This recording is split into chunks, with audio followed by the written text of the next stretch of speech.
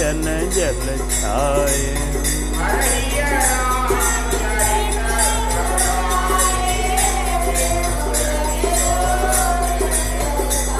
आ श्री रघुनाथ रूप उरयावा, परमानंद अमित सुख पावा।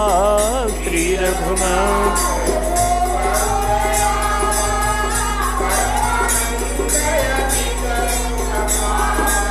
मगन ध्यान रस दंड जुग, पुनि मन बाहिर किन, रघुपति चरित महेश तब, हरसित बरनय।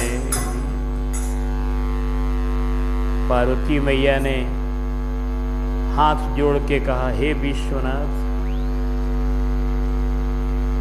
आप विश्व के तो मालिक हैं ही, लेकिन मेरे तो खास अपने हैं मालिक। विश्वनाथ और ममनाथ, यह ममनाथ विशेष जोड़ की बात है। विश्व के मालिक हैं समष्टि रूप में, लेकिन मेरे तो आप निजी नाथ हैं, मेरे तो अपने, बिल्कुल आपके सिवा मेरा कोई नहीं है। इसलिए आप पर मेरा दारोमदार है।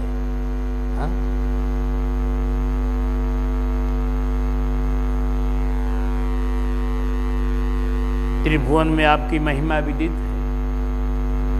आप हम पर बहुत आज प्रसन्न हैं, एक कृपा कीजिए। क्या बोलो? कि प्रभु की कथा सुनाई। देख रहे ना क्या बढ़िया भाव है यहां। प्रभु की कथा सुनाई।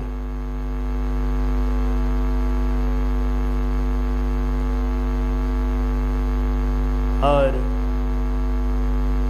ये सुनाइए कि निर्गुण निराकार ब्रह्म सगुण साकार कैसे हो जाता है,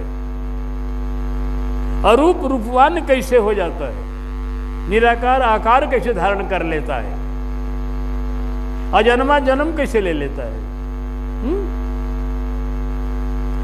व्यापक जो है वह प्रकट कैसे हो जाता है, जो सर्वदेशीय है वो एक दिशीय कैसे हो जाता है। बताइए, उनका अवतार वर्णन कीजिए और लीला, बाल लीला कैसे कैसे वो करते हैं सब बताइए। विवाह कैसे हुआ ये बताइए।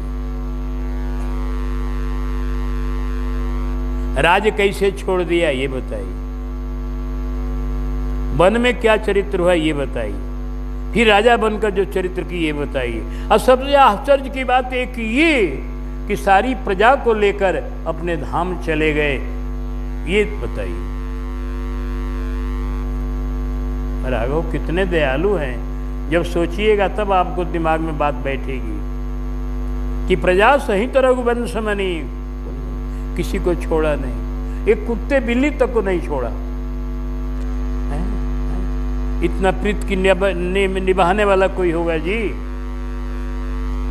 जानत प्रीत रीति रघुराई। सोचिएगा ध्यान से, बात पता चलेगी कि जब प्रभु जाने लगे तो कुत्ते बिल्ली और किसी को नहीं छोड़े, सबको ले गए अपने संग। राघव जिसको अपनाते हैं उसे कभी छोड़ते नहीं। 14 बरस का सिर्फ वियोग अयोध्या वासियों को भोगना पड़ा, वह पिता की एक आज्ञा की बात थी, बस इतने के लिए। नहीं तो राघव कभी नहीं, जिसको अपना लिया उसको छोड़ा नहीं। राघव का सब चरित्र विचित्र है, विचित्र एकदम विचित्र है। तो जब मैया ने प्रश्न किया, भोलेनाथ इन प्रश्नों को सुनकर उनके हृदय में चरित्र सब प्रकट हो गया, और चरित्र के प्रकट होने से हृदय आनंद से भर गया, शरीर में पुलकावली हो गई, नेत्रों में जल छलक गया। तब भगवान आ गए हृदय में। भगवान का रूप आ गया, खूब बढ़िया। उसी में डूबने उतरने में मगन ध्यान रस दंड जुग, 2 दंड तक भोलेनाथ एकदम मगन रहे। फिर मन वहां से बाहर करके और कथा कहना शुरू की। निर्गुण निराकार साकार कैसे होता है, एक लाइन में भोले ने बताया। जो गुण रहित सगुण सोई कैसे, जल हिम उपल बिलग नहीं जैसे। जो गुण रहित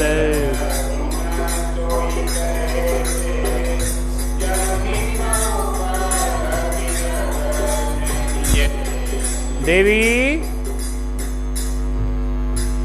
जैसे निर्गुण निराकार सगुण साकार कैसे होता है, वही निर्गुण और वही सगुण है, ये जानो पहले। यहीं पर लोग भटक जाते हैं जो इस रहस्य को नहीं जानते। लोग जानते हैं कि निर्गुण ब्रह्म अलग है और सगुण अलग है, यही लोग जानते हैं अधिकतर लोग। नहीं लंका का राव सताया, दशरथ गृह उतरी नहीं आया, ऐसा लोग कह देते। मानस का सिद्धांत संदेश देता है, शंकर जी का सिद्धांत, कि जो निर्गुण है वही सगुण है, दूसरा नहीं है, अलग ब्रह्म नहीं है दोनों।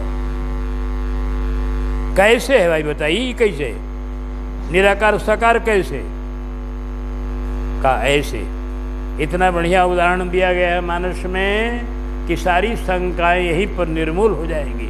शंकर जी ने ऊपर दोहा कह दिया है, सुन गिरिराज कुमार भ्रमतम रविकर बचन मन। निर्गुण सगुण के विषय में जो भ्रम है वह अंधकार है, अब मेरा वचन सूर्य की किरण है, तुरंत अंधकार भग जाएगा। जितने शंका करने वाले हैं खाली हमारे वचन को सुने ध्यान से। निर्गुण जो है वह जैसे जल है, जल का कोई आकार नहीं है। जल जो होता है जहां धरो उसी का रूप हो जाता है, कभी लंबा कभी चौड़ा कभी कुछ हो जाएगा। उसमें कोई रंग भी नहीं है, जिस रंग डालो वही रंग हो जाएगा। जल का न कोई रंग है, न कोई आकार है, न कोई रूप है। यही निर्गुण ब्रह्म है जल। आज ऐसे वह जल ठंडाई पा करके बर्फ बन जाता है एक रूप में। आजकल तो फ्रिज बहुत लोगों के घर में है, तो उसमें लोग जमा देते हैं पानी को, बर्फ को। ठंडा पा करके वही पानी बर्फ हो जाता है, वही पानी एक आकार में हो जाता है जैसे, लेकिन वही पानी है ना है, और क्या है? कुछ नहीं, जल खाली सिर्फ जल है वो। फिर गलेगा जल हो जाएगा, फिर जमेगा बर्फ हो जाएगा। तो जैसे जल ही में उपल बिलग नहीं, जैसे जल है वही बर्फ है, बर्फ है वही जल है, उसी तरह से निर्गुण ही सगुण है, सगुण ही निर्गुण है। वही ब्रह्म भक्तों के लिए सगुण हो जाता है। भक्त लोग जैसा चाहते हैं वैसा बन जाता है। भक्तों की इच्छा को पूर्ति करने के लिए मैया कौशल्या प्रार्थना की कि हे प्रभु,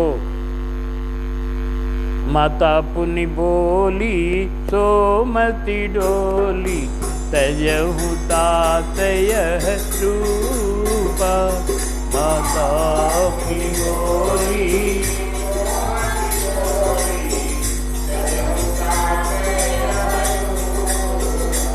की जय शिशुलीला अति प्रिय शीला, यह सुख परमय अनूपा।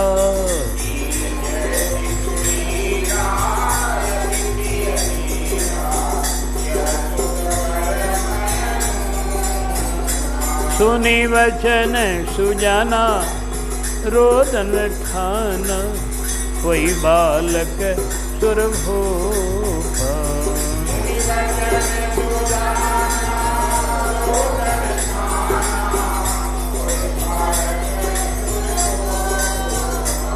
यह चरित जे गावहि, हरिपद पावहि, तेन परहि भवकूपा। यह चरित जे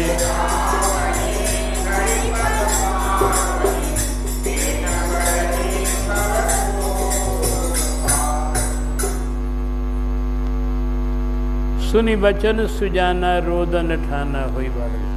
मैया ने प्रार्थना किया, बालक बन गए। भक्तों के लिए भगवान सब बनते हैं, बालक बन गए। वही भगवान वृंदावन में मुरलीधारी बन गए, वही भगवान बक्सर में बामन बन गए, वही भगवान जो भगत जो चाहा वैसा बन गए।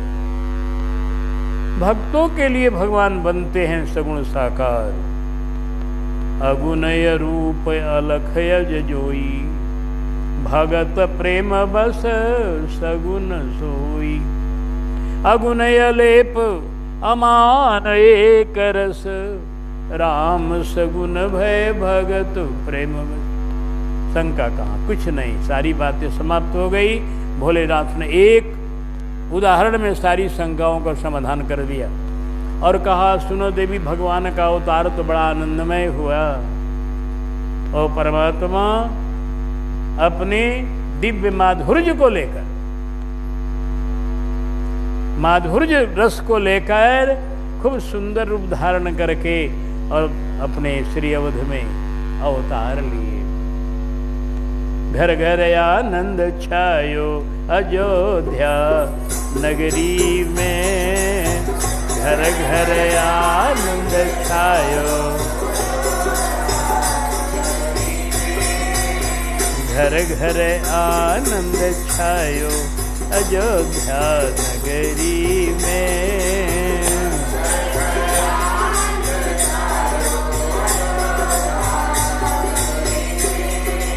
कौसल्या सुत जायो अयोध्या नगरी में, कौसल्या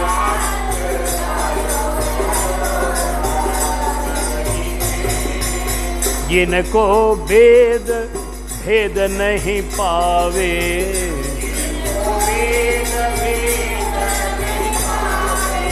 नेति नेति कही महिमा गावे, नेति नेति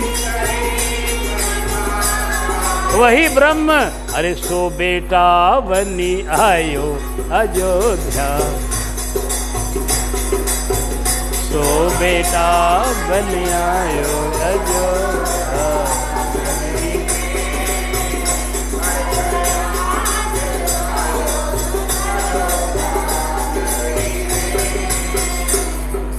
सुजस कहे को कई कई सुत को,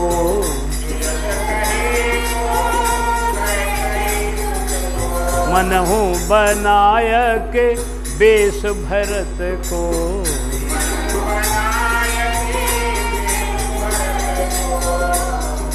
आहा, धन्य है दशरथ जी के आंगन। परमात्मा आ गए राम रूप में और उनका प्रेम आ गया भरत जी के रूप में। मनहु बनाय के भेष भरत को, अरे प्रभु ने प्रेम पठायो अयोध्या नगरी में, प्रभु ने प्रेम पठायो अयोध्या नगरी में। घर घर आनंद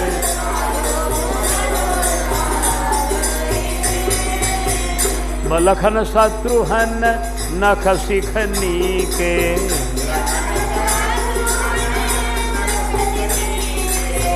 दोई सुत सुभग सुमित्रा जी के, दोई सुत सुभग।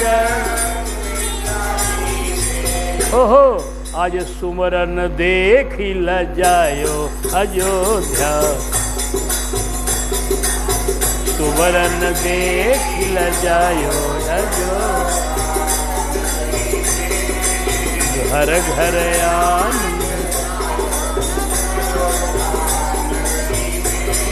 और आज देखो, आज अयोध्या नगरी का क्या रस हो रहा है कि विचरत मगन मनुज तन कीन है, विचरत मगन काग भूसुंडी संग शिव जी ने, काग भूसुंडी संग शिव जी ने, काग भूसुंडी। अरे डमरू आय बजायो अयोध्या नगरी, आहा डमरू आय बजायो। घर घर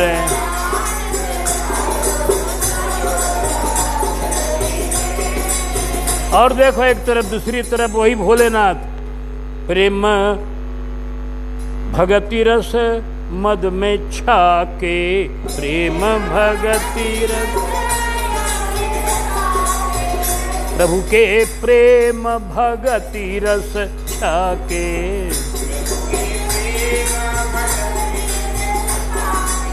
राम जन्म उत्सव में आके, राम जन्म अरे हनुमत ही हुलसायो अयोध्या नगरी में, हनुमत हुआ हुलसायो।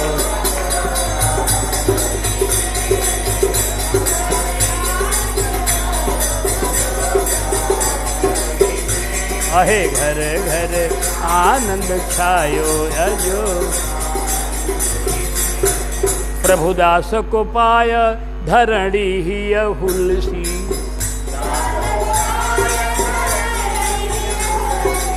देखो कहीं राम आते हैं आनंद होता है, कहीं राम के भक्त आते हैं तो आनंद होता है, लेकिन अयोध्या में दोनों आए, राम आए और राम के 3 भक्त प्रकट हुए, इसलिए अयोध्या का आनंद सब लोगों से दिव्य है।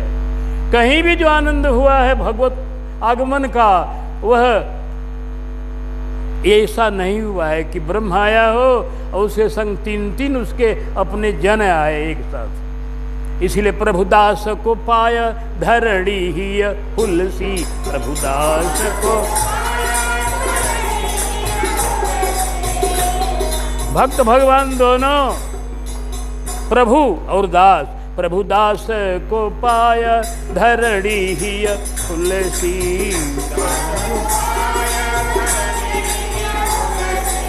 जन राजेश के बाबा तुलसी, जन राजेश के,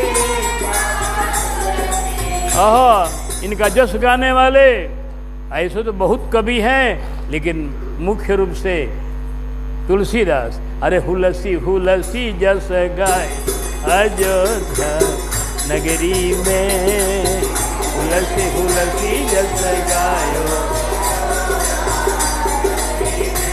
आहा घर घर आनंद छायो अयोध्या नगरी में, कौशल्या सुत जायो अयोध्या नगरी में, कौशल्या सुत जायो।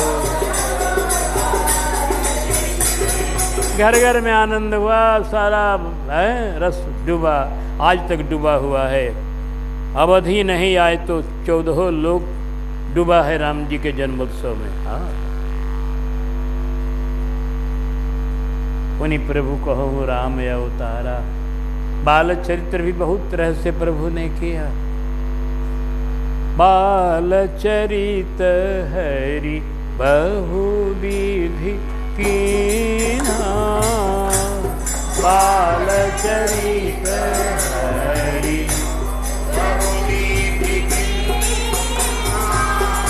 अति आनंद दासन कह दीना, अति आनंद।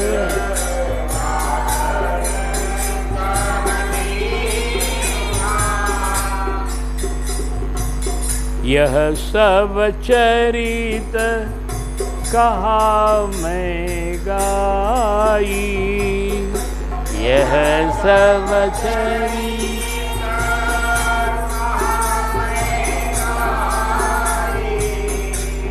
आगिल कथा सुनहु मन लाई, आगिल कथा।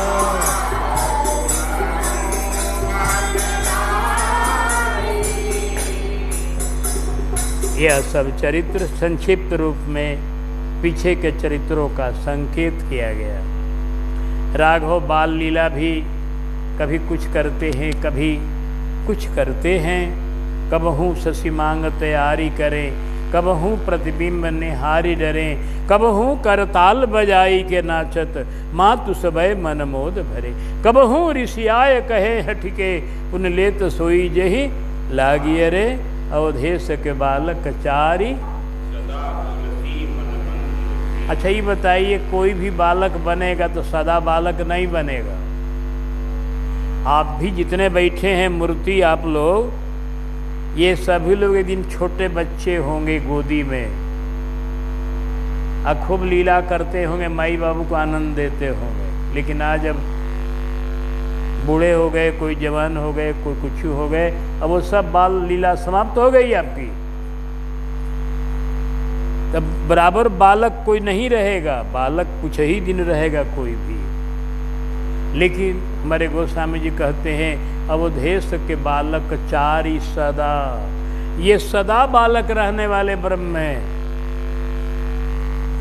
ये लोगों के इष्ट देव हैं। इष्ट देव मम बालक रामा, इनका ध्यान लोग करते हैं। शंकर जी ध्यान करते हैं, काकुष्ण जी ध्यान करते हैं अपने इष्ट देव बालक राम का।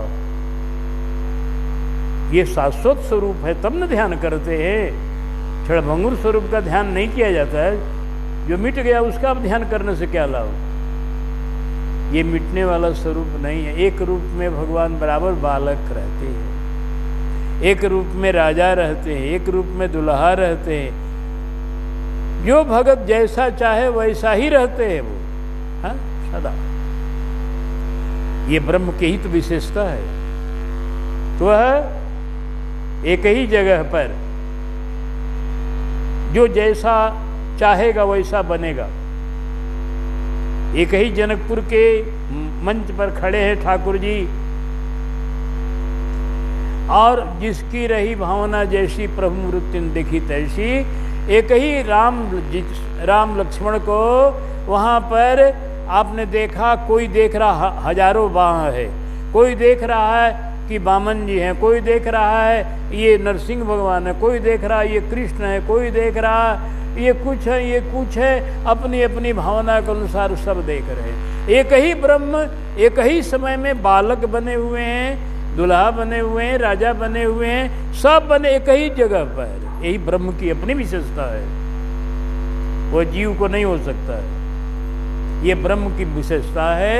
आपके लिए वो दुल्हा बन जाएगा, और किसी के लिए वो बालक बन जाएगा, किसी के लिए वो राजा बन जाएगा, किसी के लिए वो सुंदर जटाधारी बन जाएगा। उसकी अपना कुछ नहीं बनना है, जैसा आप भावना करेंगे वैसा वो बन जाएगा, भावना के अनुसार। बस भक्तों के भाव का भूखा है ब्रह्म, भाव का भूखा हूँ मैं, बस भाव ही एक सार है। भाव से मुझको भजे तो भव से बेड़ा पार है। भाव बिन सब कुछ भी दे डाले तो मैं लेता नहीं, भाव से एक फूल भी दे तो मुझे स्वीकार है। भाव से सुनी पुकारे मुझ तलक पहुँचे नहीं, भाव पूरी तेक स्वर करता मुझे लाचार है। भाव जिस जन में नहीं उनकी मुझे चिंता नहीं, भाव वाले भक्त का भरपूर मुझ पर भार है। बांध लेते जन मुझे दृढ़ भाव की जंजीर में, इसीलिए इस भूमि पर होता मेरा अवतार है। तो भक्तों के भाव के अनुसार भगवान अपना रूप बना लेते हैं। बस उनको अपना कुछ नहीं है, भक्तों का भाव ही उनका रूप है। बस जो आप भाव करेंगे, जिस रूप में चाहेंगे उसी रूप में आपको अनुभूति में आवेंगे। वो ब्रह्म हजार गो नहीं है, ब्रह्म एक है।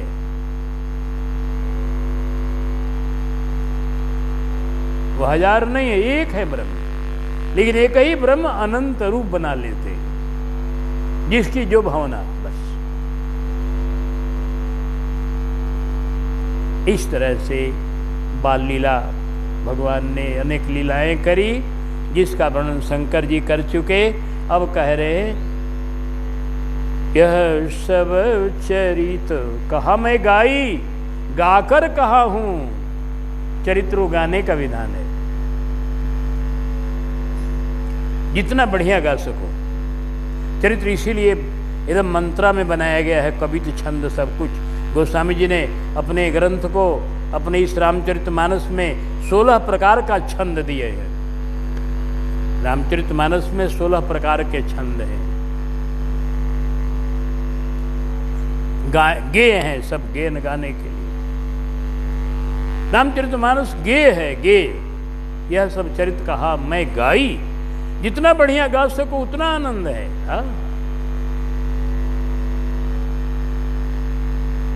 ये चरित्र ये नहीं है कि अपना लिए हाथ में रामायण मंगल भवन मंगल, अरे ऐसा मत करो भाई। बहुत लोग ऐसे होते हैं, कहीं जाना है डिप्टी में ना कुछ बात है, मंगल भवन मंगल हरि सत्य सब सत्य का हम, अरे ऐसा क्यों पढ़ रहे हो भाई? ऐसा पढ़ो कि रामो जी सुने कम से कम, हनुमानो जी सुने कम से कम, अपने भी सुनो कम से कम।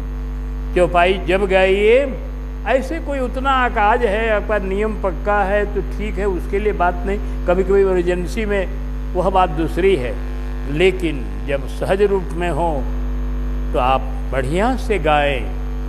आप 10 दोहा का पाठ न कर 5 दोहा का पाठ करें अगर समय नहीं, लेकिन बढ़िया से गाएं। खूब चौपाई दोहा गेय है, भगवान का चरित्र गाना है, ये गावही यह चरित्र सम्हारे। रघुवंश भूषण चरित यह नर, कहीं सुनहि जे गावही। कलिमल मनोमल धोई बिनु श्रम राम धाम सिधाओ। यह चरित्र कहने लायक भी है, समझने लायक भी है और गाने लायक भी है। ये कभी कभी कहना भी चाहिए, जैसा भी हम कह रहे हैं। चौपाई को, दोहे को, चरित्र को कुछ समझाया जा रहा है भगवान की कृपा से, यह भी कहा जा रहा। फिर गाते भी है बीच बीच में चौपाई, और बीच बीच में कोई पद पदांत गाया भी जाता है। तो यह चरित्र गेय भी है, कहने लायक भी है, गाने लायक भी है। इसलिए यह तो वंश भूषण चरित्र यह नर, कहीं सुनहि जे गावही। गाना भी चाहिए। जब मस्ती आ जाए तो भगवान को गान बड़ा प्रिय है, इतना प्रिय है कि एक कथा आती है भक्तमाल में। अभी आज हम पढ़ रहे थे जयदेव जी का चरित्र, तो उसमें जयदेव जी के चरित्र में एक कथा आई। कथा क्या आई कि जयदेव जी बड़े उच्च कोटि के महापुरुष हो गए हैं, जिनका आप गीत गोविंदम नामक ग्रंथ का नाम सुने होंगे। और उन्होंने, उनकी पत्नी थी, उनका नाम पद्मावती जी था। ये दोनों पति पत्नी एक राजा के यहाँ रह रहे थे। पत्नी जो थी, गुरुवानी जी जो थी, वो गुरु थे उनके। तो जो पत्नी थी वो पद्मावती जी, वो रानी के संग सत्संग करती थी, चाहे वहाँ उनकी मंडली जुटती थी नारियों की। और जो पुरुष लोग थे वो जुटते थे राजा के यहाँ, वो श्री जयदेव जी के यहाँ। ऐसा होता था। कभी कभी संग भी हुआ, कभी कभी अलग अलग भी अपनी गोष्ठी बैठ जाती थी। एक दिन रानी की गोष्ठी बैठी हुई थी, वहाँ पद्मावती जी विराजमान थी। तब तक एक सूचना आई। सूचना क्या आई जानते हैं? सूचना ये आई कि रानी जी, आपके भाई नैहर से खबर आई। नहीं देखा, नैहर का आदमी कोई आ गया है मेरे। कहा कर, कहो भैया कैसा समाचार है? अरे कहा समाचार ठीक नहीं है, आपके भाई लड़ाई के मैदान में मारे गए। कहीं लड़ाई लड़ रहे थे, वो मारे गए। और उनके मर जाने पर आपकी जो भाभी लोग हैं, वो कोई तो अपना तलवार से अपना गर्दन काट दिया, कोई कुछ कर दिया। एक राजा की कई रानियां पहले होती थी, किसी ने अंग काट लिया, कोई कुएं में गिर के मर गई, कोई अंग काट के मर गई। तो रानी जी को बड़ा आश्चर्य हुआ। हाँ, बहुत आश्चर्य। सुनते ही निरप बधु निपट अचंभो भयो, बहुत अचंभा हुआ। खरी अपने से अपने काट लिया गर्दन, लेकिन इनको न भयो। लेकिन पद्मावती जी को अचंभा नहीं हुआ। देखा कि हम लोग आश्चर्य में डूब रही हैं। आई गुरुवानी जी हमारी जो हैं, पद्मावती जी, ये कुछ नहीं, एकदम चुपचाप बैठी हैं, ज्यों के तो गंभीर मुद्रा में। इनको न भयो, फिर कहीं समझाइए। कहा कि आपको कुछ नहीं हुआ, मेरे भाई का समाचार इतनी आश्चर्यमय बात हुई। हमारी सब भाभी लोग अपना गर्दन काट के कुएं में कूद के मर गई सब। पद्मावती जी ने कहा, प्रीति की न रीति यह, कहा हे रानी, यह प्रीत की रीति नहीं है। मैं आश्चर्य में इसीलिए नहीं डूबी हूं कि यह प्रीत की रीति नहीं है कि पति मर जाए तो कोई अपनी गर्दन काट ले। नहीं, प्रीत की रीति यह है कि पति का मरण हुआ, इधर पत्नी मर जाए सुनकर। प्रीत की रीति यह है कि अपने प्रियतम का मरण सुनकर के प्राण निकल जाए, तब सही प्रीति और सही पतिव्रता है वो। मैंने सही का मतलब गलत पतिव्रता नहीं, पतिव्रता तो वो भी होगी जो जीवित रही है, ये बात नहीं है। कहने का मतलब है कि वह सतीपना जो है वही बढ़िया है जो सुनते ही प्राण निकल जाए। अगर सुनते प्राण नहीं निकला, इसका मतलब है कि पति के चरण में सुलहाना भी उतना ऊंचा प्रेम नहीं है। प्रेम है लेकिन उतना ऊंचा प्रेम नहीं है, तो पति के विरह में जलते रहो। लेकिन ये गर्दन काटना, अग्नि में जल जाना, ये कोई प्रीत की रीति नहीं है। कुएं में गिर जाना है प्रीत की रीति नहीं। जानते हैं, रानी को बड़ा दुख लग गया। नारी लोगों का कोई ठिकाना नहीं न है, कब कहाँ कौन बात उनके हृदय पर लग जाए। रानी बड़ी दुखी हो गई। कहा करे वाह, मेरी बात को काट दिया गुरुवानी जी ने। अब गुरुवानी जी हैं, कुछ कह तो सकती नहीं जल्दी। अब वो राजा जी इनके प्रेम में डूबे हुए हैं, तो अब कहा, इतना ही कहा व्यंग में कि ऐसी एक आप, ऐसन पतिव्रता तो एक आपे हैं। वाह, इतने कहा। ऐसी एक आप कही, राजा सुजी सो बात कही कि लेके जाओ बाग स्वामी, निक देखो प्रीत को। अपने राजा से बोली कि हे स्वामी ये काम करिए। ये गुरुवानी जी कहती है कि प्रीत की रीति ये नहीं है। हमारी भाभी लोग इतना बड़ा त्याग की, अपना गर्दन काट के मर गई, आई कहती है कि प्रीत की रीति ये नहीं है। खाली पति का मरण सुने अपने प्रियतम का, आज शरीर छूट जाए, वो प्रीत की रीति है। तो जरा इनकी मैं प्रीत की रीति देखूंगा कि पतिव्रता कितनी प्रेमी है अपने पति की, मैं देखूंगी। राजा ने कहा, रे ये मत सोचो, निपट बुचारी बोरी, देता मेरे गरे छुरी। तुम मेरे गर्दन पर छुरी चला रहे हो रानी, ऐसा नहीं।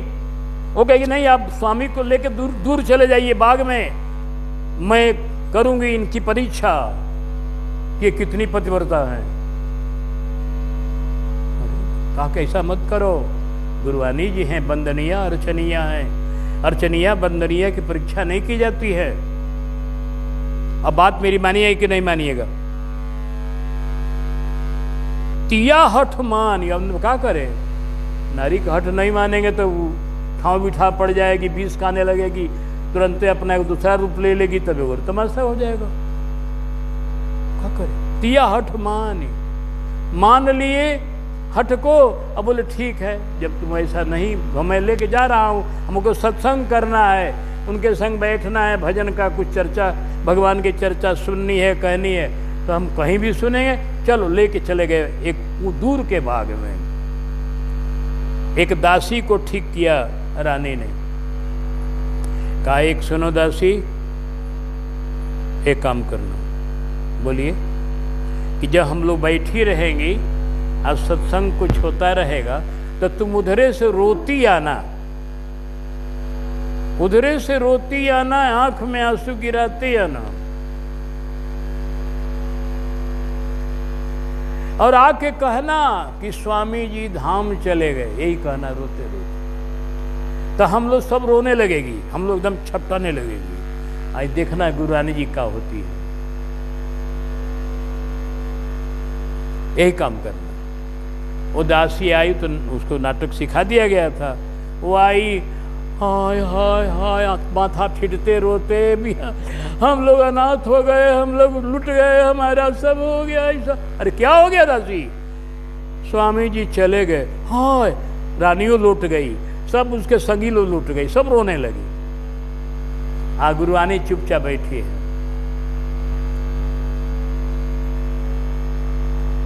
कहा, आपको कुछ नहीं हो रहा? कहा, हमको काहे को होगा? बोली, भक्त बधू आज हुए तो है बहुत नीके, आनंद से सत्संग कर रहे हैं, मैं देख रहे हूँ ध्यान में, वो सत्संग कर रहे हैं, राजा को सुना रहे हैं कुछ, और आप लोग झूठे लौट रही हो, पुट रही, लोटो पुटो। कोई लाज भारी, रानी को बड़ा लाज लगा, करी बाबू ये तो जान गई कैसे हूं, ये रहस्य को जान गई, हमारी जो योजना फेल हो गई। अच्छा, अब फिर दोबारा जब कुछ दिन बीत गया, 2-4 महीने, तो फिर ये हट पर तुल गई रानी कि फिर दोबारा वो बोली अपने राजा से कि अब की बार दूर ले जाइए, नजदीक नहीं, बहुत दूर ले जाइए। राजा कहे कि देखो ये काम ठीक नहीं करती हो, इसका परिणाम अच्छा नहीं होगा, अपने गुरुजनों की परीक्षा लेना अच्छा नहीं है। कहा कि बस सुनिए, हमारी बात मानिए, अधिक बात मत कीजिए। अंत में क्या करे, फिर लेके गए। अब समझ गई पद्मावती जी की मेरी परीक्षा ले रही है, अब समझ गई। बस अब की बार जब ही दासी ने आकर कहा, जानी गई भक्त बधु लेत है परीक्षा मेरी, इसलिए कही अजु पाए सुनी तन तज दीन्ही है। बस जब ही कहा आपके स्वामी जी धाम चले गए, तुरंत श्री गुरुवानी जी ने अपना शरीर को छोड़ दिया, छोड़ दिया, तुरंत गिर गई। एकदम देखा रहने, अरे इनका तो प्राण निकल गया, नाड़ी बंद हो गई। तो अब तो भयो मुख श्वेत रानी, रानी का मुंह हो गया। अब तो एकदम परीक्षा लेना कोई खेल नहीं ना है। अब मुंह श्वेत हो गया, का राम राम, ये तो बड़ा गड़बड़ हो गया, ये तो सचमुच के शरीर छोड़ दी। अब राजा जी सुने, दौड़ कर आए, बोले कि रानी तू मेरी बात नहीं मानी, अब मैं मरूंगा चिता जलाकर, मैं मरूंगा, क्योंकि अब जीने लायक मैं नहीं हूं। मेरे चलते गुरुवानी जी की मृत्यु हो गई तो मैं अब नहीं जीऊंगा, मैं मरूंगा अब चिता में अपनी देह सजाकर। और ये चिता बनाने लगे, एकदम आज्ञा दे दी, चिता तैयार करो, हम शरीर छोड़ेंगे। अब तो ये खबर मिली तुरंत स्वामी जी को, श्री जयदेव स्वामी जी को। वो दौड़े हुए आए, हैं अरे राजन ये क्या कर रहे हो, ये चिता किस लिए? कहा हमने पद्मावती जी को मृत्यु दिया है, हमारी करनी से इनकी मृत्यु हुई है, इसलिए हम अब जीने का अधिकारी नहीं, हम अब जिएंगे नहीं, हम मरेंगे। राजन ऐसा मत करो, जो हो गया सो हो गया, कहो बहुभात ऐ पे पावो तो न शांति क्यों हूं। राजा बोले नहीं सरकार, मैं अब जीऊंगा नहीं। अंत में क्या किया स्वामी जी ने, कहा नहीं जियोगे तो सुनो, मैं पद्मावती जी को अभी मैं जीवन दान देता हूं। कैसे जीवन दान दिए? कहते हैं कि गाई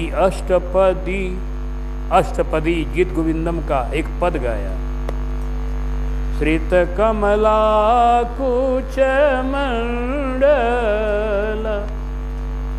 धृत कुंडल, श्रित कमला कुच धृत कुंड, आहे कलित ललित वनमा, जय जय देव हरे। आहे कलित ललित वनमा, जय जय देव।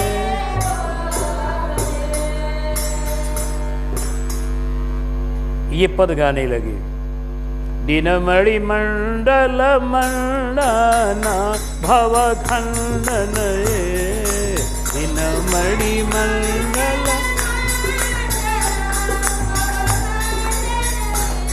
अमुनि जन मानस हन, जय जय देव हरे। अमुनि जन मानस हन, अभिनव जलधर सुंदर धृत मंदर, अभिनव जलधर सुंदर धृतमंदर, आहे श्री मुख चंद्र चकोर, जय जय देव हरे, आहे श्री मुख चंद्र चकोर। श्री जय देव कवेरिदम कुरुते मुनम, श्री जय देव कुरुते, आहे मंगल मुज्ज्वल गीतम, जय जय देव हरे, आहे मंगल मुज्ज्वल गीतम। गाई अष्टपदी सुरजियो तन जायो है, सुरदियो तन जायो। ये अष्टपदी जेव पूरी हुई और रानी जी गुरु रानी जी पद्मावती जी बैठ गई, जीवन दान हो गया। ये है शक्ति कथा की, अमृत है कथा न, तो कथा अमृतम तप्त जीवनम, अमृत है ये कथा। ये मत समझिए कथा कोई साधारण वस्तु है, अमृत है, अमृत मृतक को जिलाने वाली कथा है। ये गाया पद उन्होंने, इस पद में भगवान का चरित्र है और क्या है, भगवान के रूप का वर्णन, भगवान के चरित्र का वर्णन है। इस पद को जेव गाया वो पद्मावती जी बैठ गई और राजा का, लेकिन राजा का अफसोस नहीं जाया। राजा लाज मारो चाहे तन त्याग कियो, राजा लाज के मारे एकदम कि हम अपने रानी के बस में हो करके इनका प्राण ले लिए थे, यह उनके मन में बात मिटे ही नहीं। अंत में जयदेव जी ने अब समझा कि अब यहाँ मेरा रहना अब ठीक नहीं है, हमको जब देखेंगे तब इनको अफसोस होगा, जब देखेंगे पद्मावती को तब इनको दुख हो रहा है। तो समझा बुझा कर करी समाधान, निज ग्राम आवे किंदु बिल्व, फिर अपने किंदु बिल्व ग्राम में इनका अपना घर था बंगाल में, श्री जयदेव स्वामी जी का, फिर अपने चले। कहने का वाला मतलब ये था कि भगवान की कथा गेय है, गाने से मृतक तक जीवित होते हैं। गोस्वामी जी ने इसी कथा को गाकर अपने काशी में एक मृतक को जिलाया था, ये भी कथा प्रसिद्ध है। तो ये भगवान का चरित्र अमृत है, जीवन देने वाला है, इसलिए इसे गाना चाहिए। अब जिनको नहीं गाने आता है वो उनको भी गाने रोने सबको आता है, अब अपने अपने ढंग का। तो जैसा ही गाने आवे, गाया करिए प्रभु का नाम, गाया करिए प्रभु का गुण, गाया करिए प्रभु का चरित्र, प्रभु की महिमा, प्रभु का ऐश्वर्य, प्रभु का माधुर्य, प्रभु के विषय में जो भी कुछ आप गाएं, कहें, सुने, जीवन धन्य होगा। यह सब चरित कहा मैं गाई, यह सब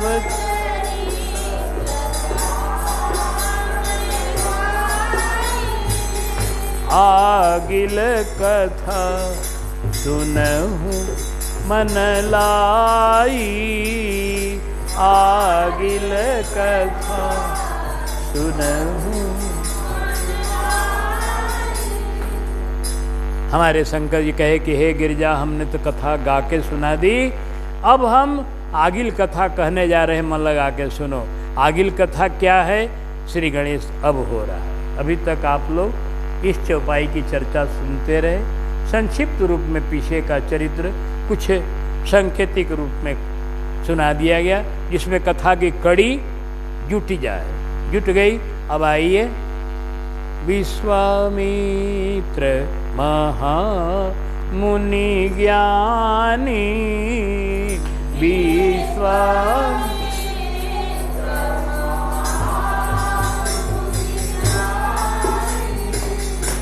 बसहि विपिन शुभ आश्रम जानी, बसहि शुभ आश्रम।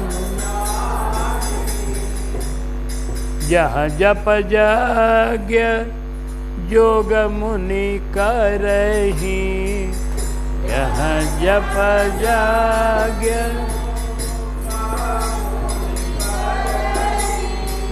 अति मारीच सुबाहु ही डरहि, अति मारी।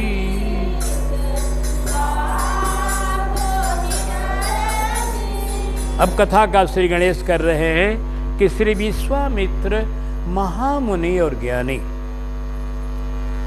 तीन नाम दिया, विश्वामित्र और महामुनि और ज्ञानी। विशेषता बताए ये रहते कहाँ हैं?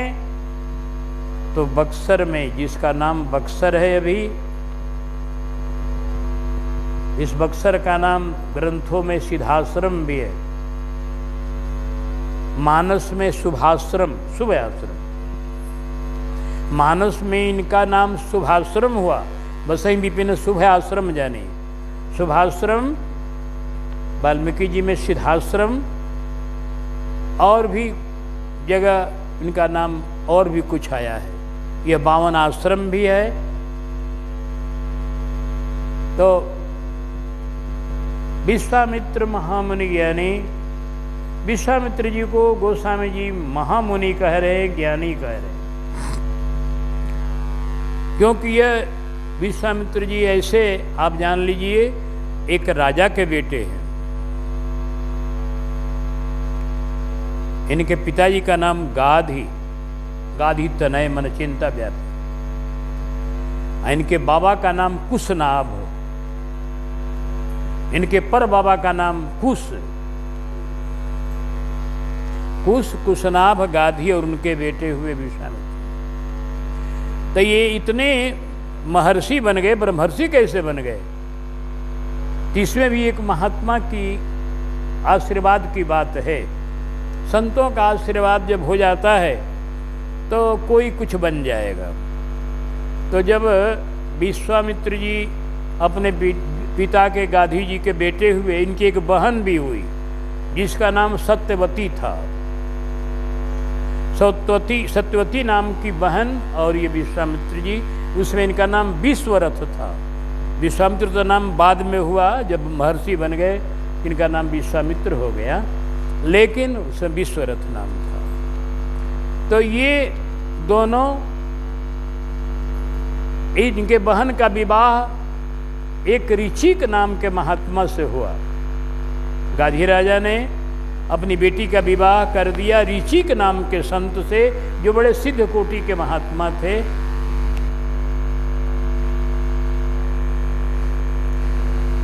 तो सत्यवती को कोई पुत्र नहीं हुआ, तो एक दिन पुत्र के लिए, सत्यवती को भी नहीं कोई पुत्र, और इनकी मां को भी कोई पुत्र नहीं, खाली वही सत्यवती थी अभी। तो मां के लिए और अपने लिए दोनों ही ऋचिक जी के पास आई नारी, और कही कि सरकार आप सर्व समर्थ महात्मा हैं, हम लोगों को दोनों को पुत्र दीजिए। नारी इनकी सत्यवती और इनकी सास सत्यवती की माई, दोनों ने प्रार्थना किया। तो ऋषि ने कहा ठीक है, तुम लोगों की इच्छा पुत्र की है, मैं एक चरु तैयार करके दे रहा हूं। एक चरु तैयार किए, यज्ञ का जो होता है भविष्यान्न, जो भी कुछ तैयार किए हो, 2 ऐसी वस्तु तैयार किए खाने लायक, और बोले एक में उन्होंने क्षत्रिय गुण वाला मंत्र का प्रयोग किया और एक चरु में ब्राह्मण गुण वाले मंत्र का प्रयोग किया।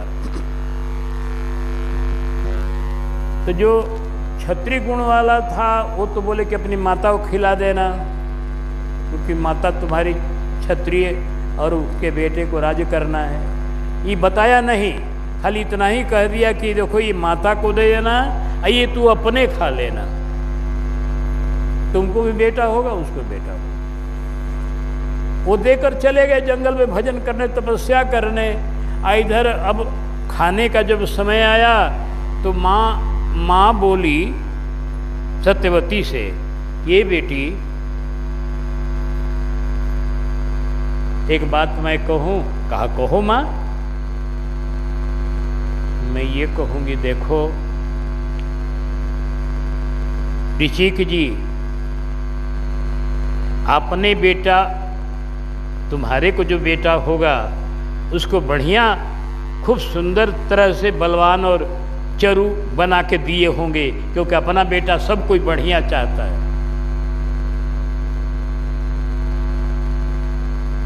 और हमको वो सामान्य दिए होंगे, इसलिए काम करो, तुम अपना वाला चरु हमको दे दो, हमार वाला तू ले लो। कि तुमको तो तुम्हारे बेटे को ऋषि मुनि बनना है और हमारे बेटे को राज्य करना है सारे भूमंडल का। भली बेटी थी, माँ को आदर करने वाली बेटी थी, उसने कोई तर्क वितर्क नहीं किया, कहा कोई बात नहीं माँ, ले लो, तुम ही ले लो, कोई बात नहीं, बोलो कोई बात इसके लिए नहीं। अपना भाग दे दिया उनको, अब उनका भाग ले लिया, अपने दोनों खा लिया। ये अपने चली गई अपने जगह पर जहाँ राज्य था ये, और ये बेटी जो थी तो उन्हीं की पत्नी ही थी, तो वहीं थी। एक दिन बातचीत होने लगी तो बोले क्यों फल खा लिया चरु? कहा खा तो लिया लेकिन बदलैया कर लिया हमारी माँ ने। अरे बदलैया काहे किया? अब तो बड़ा गड़बड़ हो गया।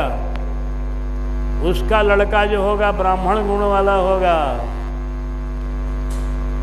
और तुम्हारा लड़का क्षत्रिय गुण वाला होगा, बलवान, बोलो लड़ने झगड़ने। कहा कि नहीं सरकार, ऐसा मत करिए, हमारा लड़का ऋषि मुनि होना चाहिए। कहा कि ये तो तुमने अपने बदल लिया, तो हम क्या करें?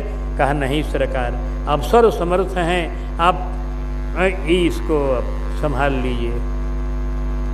कहा ये सुनो, अब संभलना यही है कि तुम्हारा लड़का तो